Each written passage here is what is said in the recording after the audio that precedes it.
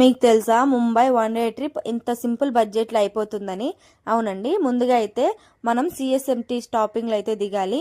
Mumbai central stopping ఉంటుంది, అక్కడైతే దిగకూడదు, సిఎస్ఎంటీలోనే దిగాలి.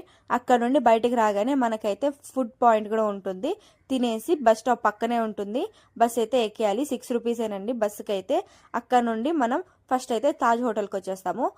తాజ్ హోటల్ అలానే పక్కన ఓల్డ్ తాజ్ అయితే ఉంటుంది. దానికి ఆపోజిట్లోనే గేట్వే ఆఫ్ ఇండియా కూడా ఉంటుంది. గేట్వే ఆఫ్ ఇండియా పక్కనే మనకి 2 టైప్స్ ఆఫ్ బోటింగ్ పాయింట్స్ కూడా ఉంటుంది. ఒకటైతే 1 అవర్ వాటర్లో తిప్పి అయితే తీసుకొచ్చేస్తారు, అదైతే 125 రూపీస్. ఇంకొకటి ఎలిఫెంటా కేవ్స్కి వెళ్ళే బోటింగ్ పాయింట్, అదైతే మనకి 260 రూపీస్. మనం వెళ్ళడానికి రావడానికి ఒకేసారి పే చేయాలి, 260 రూపీస్ అంతే. మనము హాఫ్ అన్ అవర్లో అయితే బోట్ ఎక్కామంటే పాయింట్కి అయితే రీచ్ అయిపోతాము. మార్నింగ్ 10 నుంచి స్టార్ట్ అవుతుంది. రిటర్న్ బోట్ అయితే ఈవినింగ్ 5కి అయితే ఉంటుంది. అంతేనండి. Thank you.